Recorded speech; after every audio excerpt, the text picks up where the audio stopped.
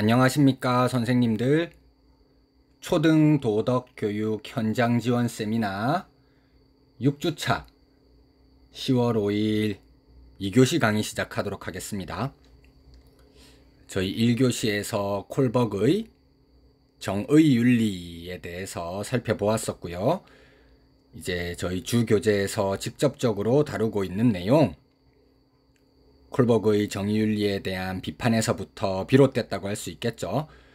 도덕성 성차 논의와 뇌신경과학에 대해서 살펴보도록 하겠습니다.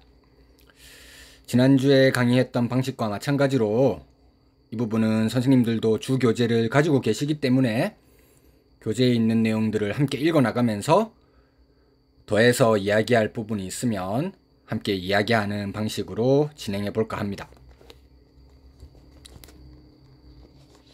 도덕성의 성차 문제 이렇게 되어 있는데요. 제가 지금 교사가 된 지 10년 정도 된 것 같습니다. 선생님들도 이제 경력은 다 조금씩 다르실 수 있을 텐데요. 제가 처음 교사 생활을 시작했던 때가 기억이 납니다. 제가 이제 임용시험을 3수 만에 붙었거든요. 그래서 처음 재수할 때는 올인해서 이제 임용 공부만 했었고, 그 둘째 해에는 그래도 학교에서 조금 경력을 쌓고자 하는 마음에 사립학교에서 계약직 교사로 근무를 했던 경험이 있는데, 그때 제가 여자 고등학교에서 근무를 했었습니다. 제일 처음 학교에서 합격 통보를 받고 계약서를 안 썼거든요. 그래서 제 계약 기간이 언제까지인지는 몰랐고, 제가 담당하고 있던 학년이 고등학교 3학년이었는데요. 수능 치고 난 다음 날이었어요. 제가 교무부장님께 제가 처음에 계약서를 안 써서 혹시 계약 기간이 언제까지인지 좀 여쭈어 봐도 될까요? 말씀드렸더니 교장실에 들어갔다 와 보겠다 하시고 나오셔서 조금은 얼굴이 굳으신 상태에서 아이고 이거 어쩌죠? 어제까지가 계약이었다고 합니다. 집으로 돌아가시면 됩니다 하더라고요. 굉장히 그때 슬펐던 기억이 지금도 납니다. 짐을 주섬주섬 싸가지고 나오고 있는데 저랑 같이 수업을 진행했던 여학생 몇 명이 안타까워하면서 따라 나와서 교문까지 배웅을 해줬던 기억이 납니다.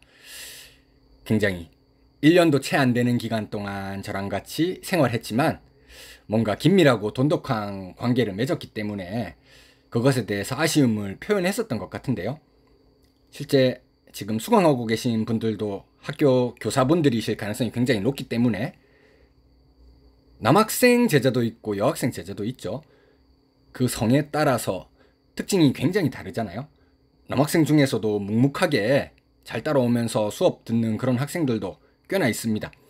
하지만 이제 저는 중학교에 지금 근무하고 있는데 중등학교 정도면 남자애들이 굉장히 무뚝뚝해져서 제가 뭐라고 이야기를 해도 그 학생의 속내가 어떤지 굉장히 알아내기가 어렵거든요. 하지만 여학생들은 다정다감하게 잘 이야기해주죠.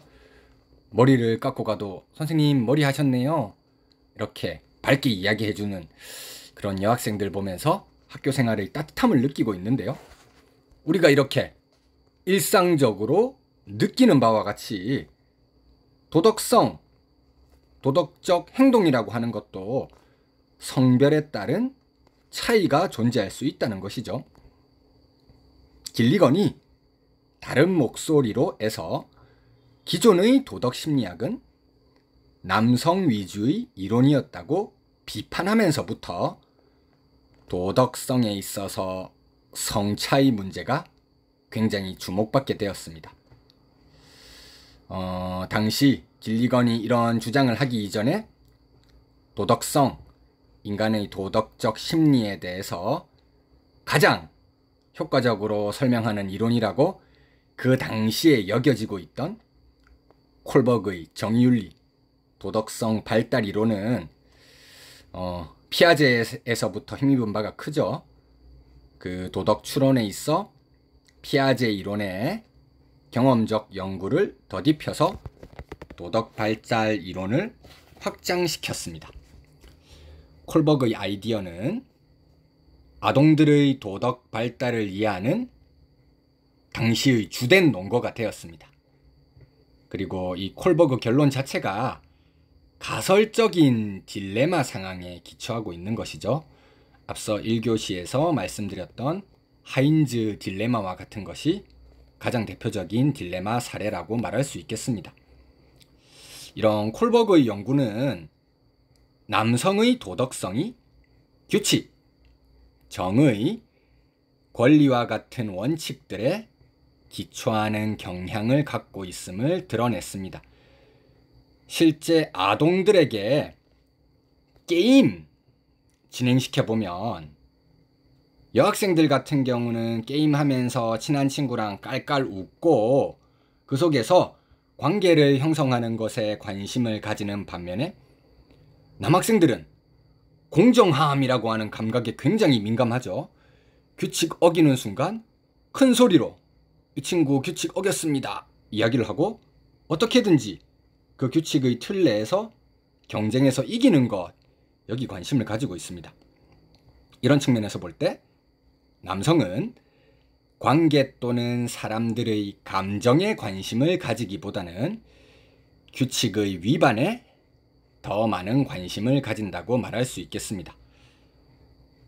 콜버그의 3수준 6단계 발달 이론, 여기서 이제 학습자들 대상으로 인터뷰를 진행했을 때 대다수의 여성 학습자들이 3단계 가장 많은 비율의 답변을 나타내고 남성 학습자들은 4단계 답변 나타내는 경향이 있기 때문에 이런 연구 결과에 따르면 여성이 도덕적으로 남성에 비해 열등하다.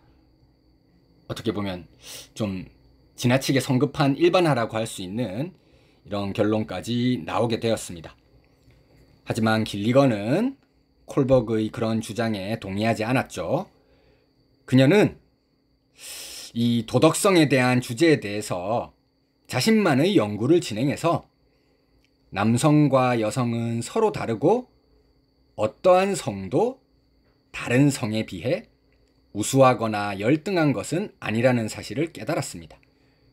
이 성별에 따른 도덕성의 격차가 우열로 따질 수 있는 것이 아니라 서로 다른 도덕적 정향을 나타내고 있다는 것이죠. 이런 길리건의 발견은 여성이 전형적으로 그들의 도덕적인 결정을 내릴 때 관계의 보존에 보다 주목한다는 것입니다. 따뜻한 관계 속에서 배려나 책임의 실천, 이런 게 여성이 관심을 가지고 있는 도덕적인 정향이라는 것이죠. 이런 입장에서 볼 때 여성이 남성에 비해 열등하다, 이런 식의 주장을 성급하게 내려서는 안 된다고 말할 수 있을 것 같습니다. 그리고 이제 두 번째로 콜버그의 정의 추론에 대한 길리건의 견해. 콜버그가 하인즈 딜레마 말고도 여러 가지 딜레마 제시하고 있는데 그 속에서 등장하고 있는 주인공들이 모두 남성이기 때문에 이 응답하는 것 자체가 소년과 남성에게 더 친근하다고 할 수 있는 것이죠. 실제 저희도 이제 세계에서 표준화된 학업 성취도 이걸 측정하기 위해서 표본을 추출해 가지고 시험을 치르는 경우가 있잖아요. 그렇게 하면 우수한 성적을 내놓는 나라라든지 문화권이 있을 겁니다. 근데 잘 살펴보면 이런 나라 학생들에게 익숙한 방식의 문항 혹은 문제에 대한 접근법들이 많이 나오는 것이죠. 잘 알면 그것에 대해서 더 잘 대답할 수도 있는 겁니다. 그래서 길리건이 배려윤리 관점에서 재미있는 딜레마를 제시하기도 하잖아요. 선생님들 들어보셨는지 모르겠습니다. 이제 등장인물은 두더지 그리고 고슴도치 모자입니다. 두더지가 추운 겨울을 나기 위해서 가을부터 땅을 파가지고 충분하게 넉넉한 공간의 땅굴, 자신만의 집을 만들었거든요. 그런데 겨울이 다가왔을 때 그 집 입구에서 노크 소리가 들렸습니다. 입구로 가봤더니 추위에 떨고 있는 고슴도치 모자가 있었습니다. 부탁을 했겠죠. 우리가 지금 너무 추워서 얼어서 죽을 수도 있을 것 같다. 집이 남는 공간이 있다면 우리가 추위를 피할 수 있게 조금 공간을 내어줄 수 있겠니? 고슴도치는 선량한 성격의 소유자였기 때문에 자기 땅굴의 공간을 선뜻 내어주게 되죠. 하지만 여기서 딜레마라고 하는 건 정교하게 상황이 세팅되어 있잖아요. 들어오게 된 존재가 고슴도치입니다. 따끔따끔한 가시를 가지고 있죠. 그리고 처음에는 넉넉한 공간이 있었겠지만 고슴도치 모자라는 말에서 알 수 있는 것처럼 고슴도치의 자녀는 성장해가지고 땅굴의 공간을 점점 복잡하게 만드는 지경에 이르렀습니다. 그래서 너무 따가웠던 것이죠. 두더지는 조금 곤란해졌고요. 이 상황을 어떻게 해결해야 되는지 고민하기 시작했습니다. 이런 상황에서 고슴도치, 여러분들이 고슴도치라면 어떻게 할까요? 실제 제가 강의실에서 수업을 하거나 선생님들과 이 이야기에 대해 말하게 되면 남자 선생님들께 보통 먼저 질문하고 그 다음에 여자 선생님들께 질문을 합니다. 교사의 발문이라고 하는 것도 좀 효과적인 전략 이루어야 되잖아요. 그럼 남자 선생님들은 공정함이나 정의, 여기서는 이제 소유의 개념이 정의와 맞닥뜨려져 있죠. 전통적으로 소유라고 하는 거, 소유권은 본인이 정당한 노동을 가한 대가로 소유권이 주어진다, 이렇게 생각하는 경우가 굉장히 많죠. 두더지가 스스로 노동해서 땅굴 판 거기 때문에 거기는 자신 소유가 있는 공간이고 처음에는 선의로 공간을 내어주었지만 이제 더 이상 침범해가지고 두더지한테 피해를 주는 상황에서 소유권을 가지고 있는 두더지에게 고슴도치 모자가 양보하고 나가야 된다. 이런 방식, 전형적인 정의 추론의 대답이라고 할 수 있겠죠. 그 다음 이제 여학생들한테 질문을 던져보면 좀 대답이 달라집니다. 물론 두더지가 피부가 따갑기도 하고 굉장히 불편할 것 같아요. 하지만 추운 겨울 몇 달 동안 고슴도치 모자와 지내면서 깊은 정도 쌓였고 친밀한 관계를 만들었기 때문에 그대로 그냥 밖에 나가서 얼어 죽게 만들기도 어려울 것 같아요. 가시 때문에 문제라면 겨울을 나기 위해서 준비해둔 두꺼운 이불과 같은 게 있지 않을까요? 그 이불로 고슴도치의 가시를 덮어주면 찔리지 않고 모두 함께 사이좋게 계속 지낼 수 있을 것 같아요. 이런 방식으로 좋은 관계를 계속 유지하기 위한 답변하는 것. 여성들은 이렇게 관계에 대해서 강조하는 답변할 수 있다. 길리건 방식 버전의 딜레마라고 말할 수 있는 것이겠죠. 실제 학교 현장에서 학습자들에게 한번 던져보는 것도 좋을 만한 딜레마 질문인 것 같습니다. 자, 이제 다음 장으로 넘어가서 3장 뇌신경과학에서의 성차와 도덕성. 선생님들께서 충분히 잘 읽고 오셨을 것이기 때문에 조금 논의가 필요한 부분 위주로만 읽으면서 넘어가고 있습니다. 좀 보충이 필요하다고 생각하시는 선생님들께서는 제가 말씀드리는 부분을 제외하고도 스스로 한번 읽어보시면서 관련된 자료도 찾으시고 그렇게 조금 노력이 필요할 것 같습니다. 뇌신경과학에서 성차와 도덕성이라고 해서 이 부분에서도 우선 첫 번째 나오는 뇌 조직에서의 성차와 도덕적 민감성, 이 부분 위주로 한번 살펴보려고 하거든요. 우선 첫 번째는 생물학적 차이를 언급할 수 있겠죠. 남성과 여성의 차이라고 하면 가장 먼저 떠오르는 것이 남녀의 생물학적 차이라고 말할 수 있겠습니다. 우리 동양에서 유교의 대표자 가운데 맹자라고 하는 인물이 있죠. 맹자가 인간관계의 5가지 도리, 오륜이라고 하는 것을 제시했고요.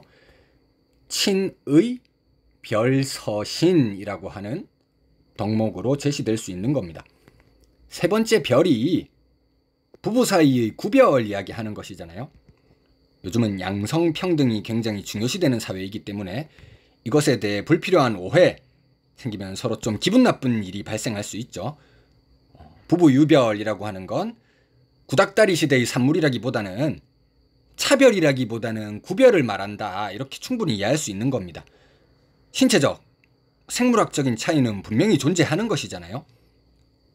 신체적인 조건의 차이 때문에 임신과 출산이라고 하는 것, 이것은 남성이 아닌 여성만 할 수 있다. 이 부분은 굉장히 중요한 차이점, 구별되는 차이점입니다. 이것과 관련해서 남성과 여성에 있어서 많은 차이점들이 발생하기 시작하죠. 이런 생물학적 차이에 대한 입장에서부터 한 걸음 더 나가서 여성과 남성의 성차에 대한 연구들 중에서 이제 공감, 특히 여성의 배려윤리에서 중요시되는 배려가 감정적, 정서적인 측면이 있는 것이기 때문에 다른 사람의 감정을 민감하게 느끼고 함께 경험하는 공감에 대한 연구, 이게 또 많이 이루어지고 있습니다. 공감에서 성차라고 하는 건 공감과 관련된 어떤 특성이나 행동이 평가된다는 점이 분명한 경우에 매우 뚜렷하게 나타나는 측면이 있다고 이야기합니다.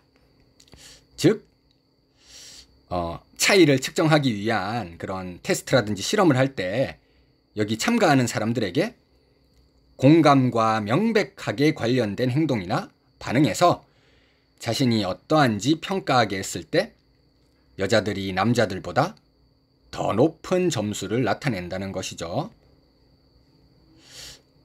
그 공감, 가까운 사람의 감정에 대해서 함께 느끼는 대리 경험, 이것에 대해서 주목하고 강조하면 평소에는 미묘한 편차이긴 하지만 그 강조가 명확해짐에 따라 남성과 여성의 성별에 따른 차이가 보다 뚜렷하게 드러나고 있다, 이렇게 말할 수 있는 부분인 것 같습니다. 이것과 관련해서 사실 생물학적 차이와 필연적으로 연결될 수밖에 없는 부분인데요. 지난주에도 호르몬의 문제에 대해서 이야기해 보았던 것 같습니다. 이 호르몬이라고 하는 게 이제 남성과 여성, 물론 전혀 나오고 있는 게 다른 호르몬이 나오는 건 아니지만 그 비중에 있어서 차이가 있다고 할 수 있겠죠.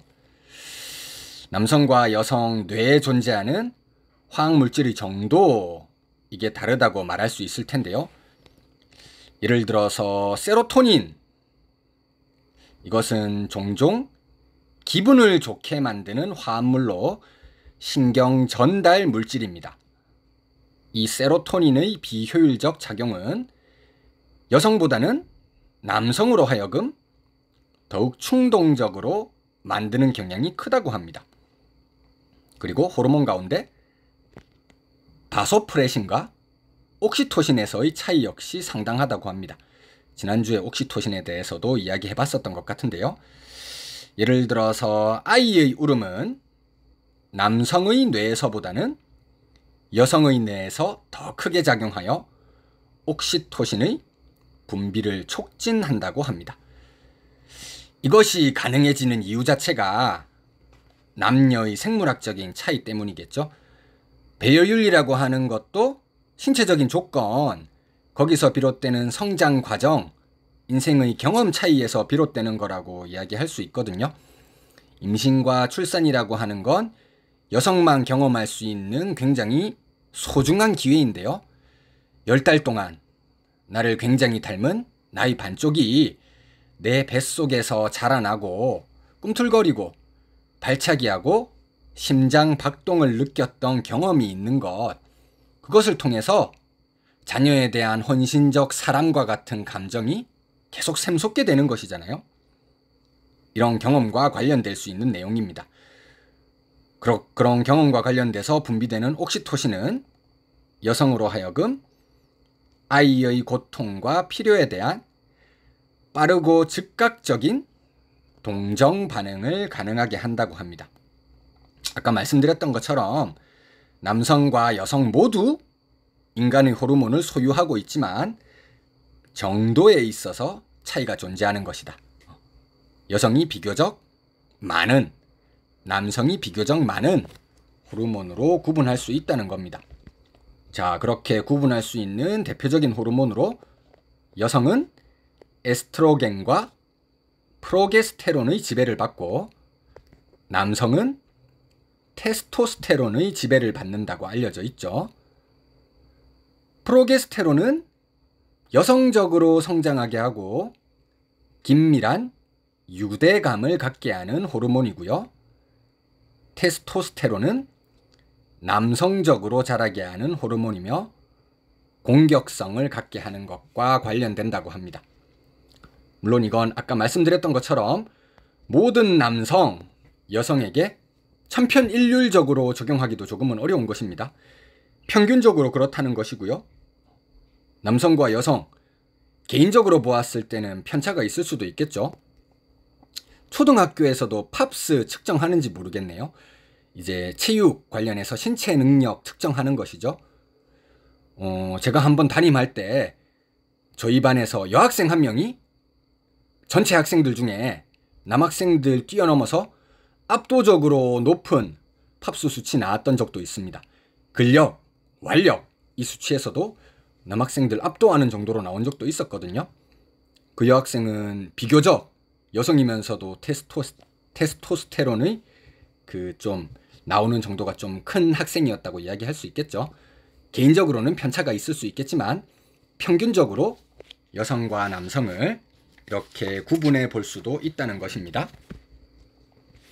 자, 이런 도덕적인 성차 논의와 관련해서 우리 도덕 교육에서는 어떤 시사점 한번 생각해 볼 수 있을까?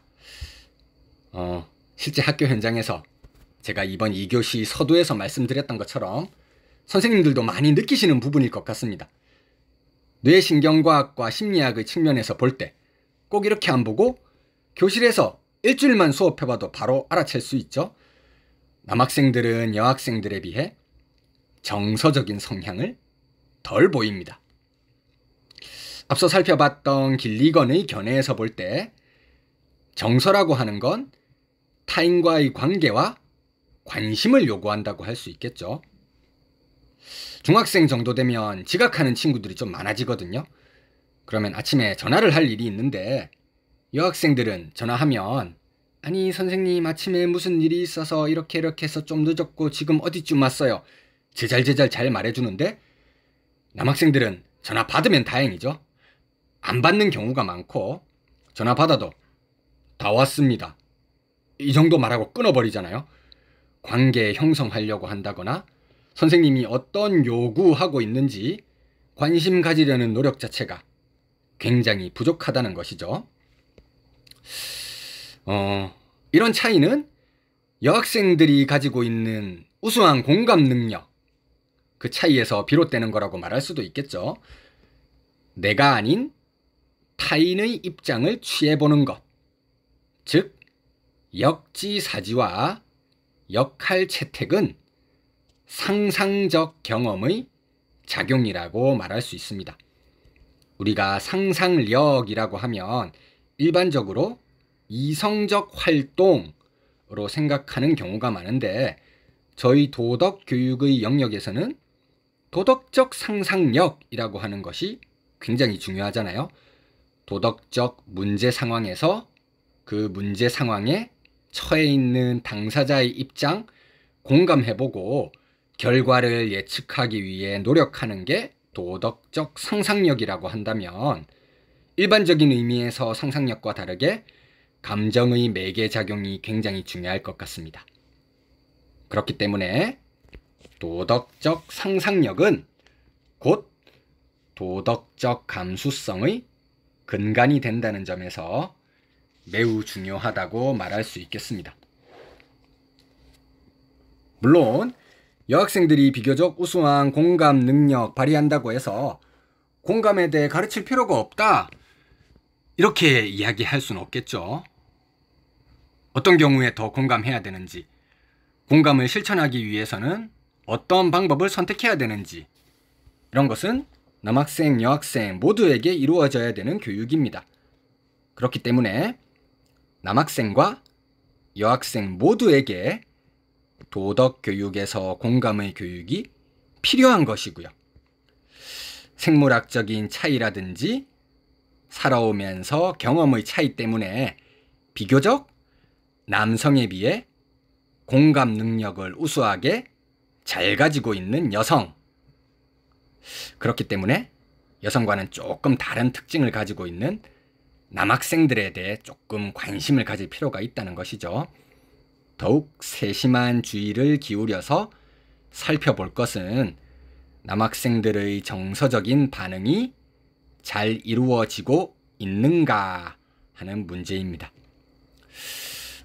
가지고 있는 성별의 특성에 따라서 효과적으로 학습자들 이끌어 나갈 수도 있겠지만 좀 부족한 측면에 대해서 더 보완해주고 격려해주기 위한 교육자의 노력이 필요하다. 이 점에 대해서 알 수 있는 것이 도덕적 성차 논의와 도덕교육의 시사점이라고 말할 수 있을 것 같습니다. 자, 그러면 잠시 쉬셨다가 3교시 복잡계와 뇌과학으로 바라본 인격 특성과 도덕교육을 살펴보도록 하겠습니다.